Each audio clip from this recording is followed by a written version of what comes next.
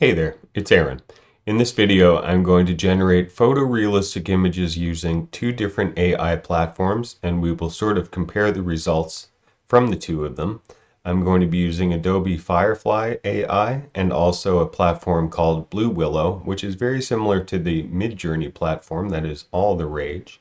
And let's just get right into it. So I'm going to be using very basic prompts and then adding a couple of words that I know will help the results. So I'm going to be asking for photograph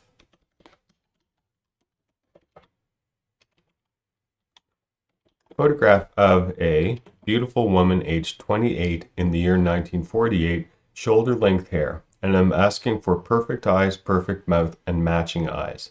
Because if I don't ask for those things, well, I won't get those things necessarily.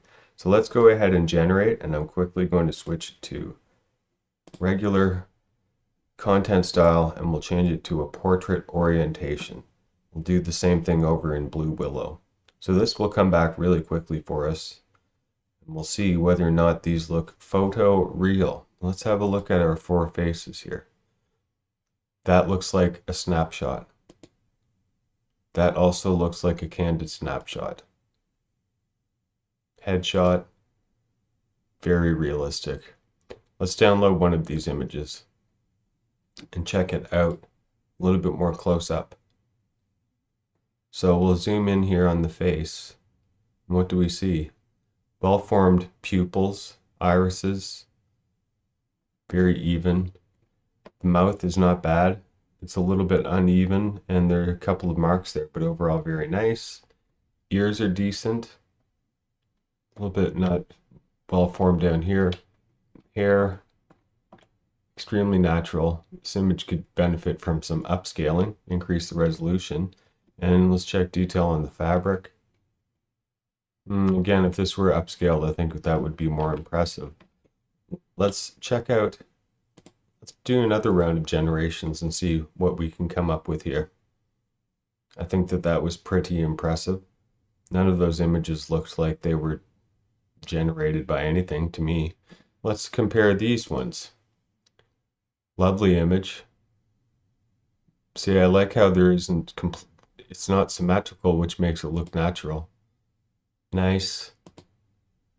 Nice. Beautiful. Let's have a look at this image right here. We'll zoom in on her a bit and have a look at the details. So let's see what we have going on up in the ear. So we have some messiness happening up here, which we could clean up easily enough. And the eyes look fantastic.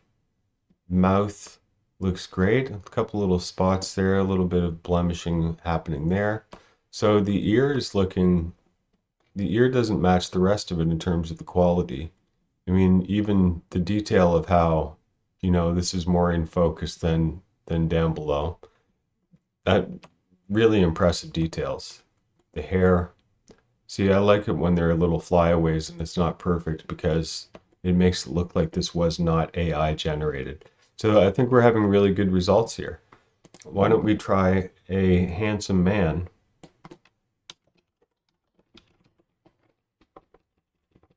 Aged 44. Why not? In the year 1953. Just for a little bit of variation. I think I'll actually take out shoulder length hair. Just because that wouldn't be relevant for the 50s. So let's see. Dapper looking gentleman. Wow. Unbelievable. The faces, the outfits, everything about them looks like it was just a photo. Keep in mind, these aren't images that it's pulling from a server somewhere. These are images that are being generated. Let's have a look at this fellow. Let's have a look at the texture on the face. I mean, that is incredible how the texture of the stubble changes, matching what would be true to life. Details in the eyebrows, fine lines and wrinkles, extremely impressive. Eyes definitely matching.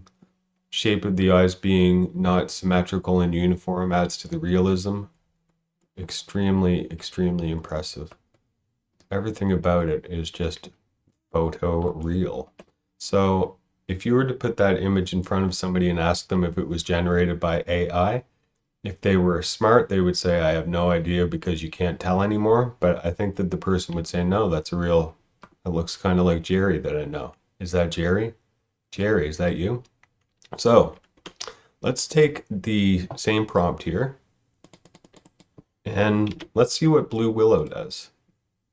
So the way Blue Willow works is you say, imagine, and then we'll put our prompt in here. So we're going back to beautiful woman aged 28 in the year 1948 with shoulder length hair, perfect eyes, perfect mouth, matching eyes. So we'll hit that and take a few moments for that to generate here. And here are the results. Let's zoom in a little bit. 1, 2, 3, 4. They all look like very similar faces. They all almost look the same, to be honest with you. But what we can do is ask for one of these images to be upscaled for us to have a better look at. I think we should look at number 3 because it seems like it would have the most detail. So we'll ask for that to be generated. Came back so quickly. And let's have a look at it, at least in our browser. So we can zoom in here. Let's have a look at the same details we were looking at before. So hair, extremely natural looking. Eyes, it didn't do as great of a job in terms of making the pupils and irises matching. Not as realistic on the mouth either. It looks very plastic. Interesting. Let's check out the detail on the pearls and outfit here. Very nice. Not as much detail as what we were getting from Firefly. Let's try this another time. We'll do the same thing again.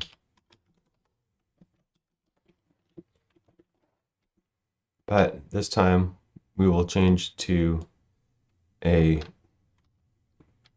let's change it to an earlier time period. I'm going to try 24. I'm also going to take out shoulder length hair just for some variation. It also doesn't seem to be providing shoulder length hair. Another nice set of images. Let's check these out. Very nice. Striking. I like it when I do these time period ones because I find that the faces that it generates and the position of the composition, it looks very modern. And it has much more of a looking into the past kind of feel, maybe more of a snapshot of what an actual person would have looked like and felt like back in that time period. Just seems to add some realism. So that is just stunning. Let's open this up in our browser and have a closer inspection. So here we have better formed matching eyes, not very convincing over in this eye. The details on the face are, I mean, it's a very pretty face, and the details are nice enough. I would say that this would qualify as hyper realism, and it's lacking the natural textures, tone, and detail that something that I would consider to be photoreal would have. So let's check out another one here. How about if we do similar to what we did before, where we will change it to, and actually being here, photograph of handsome man aged 44. I don't recall what year I used before. That's fine. Let's say 65 and remove the shoulder length hair. Boom. Let's let this come back to us. All right, this looks like a decent set of images. Let's see what we have here. In terms of it matching a time period, I feel like because they're not clean shaven, it doesn't match the time period as much for me, but as far as the images, I would want to see at least one of them upscaled. So let's do the fourth one here. That came back to us nice and quickly, so let's have a look here. Nice enough looking face. Let's open him up in the browser and get a closer inspection. So the pupils and irises are not as uniform. The fine lines and wrinkles are not as convincing. And the grain of the beard and the texture of the beard from the cheek to the chin is somewhat natural looking, but overall it has a graphic feel to it, a digital art kind of feel to it. So if we were to compare him with our gentleman over here, I mean, to me, there's no comparison.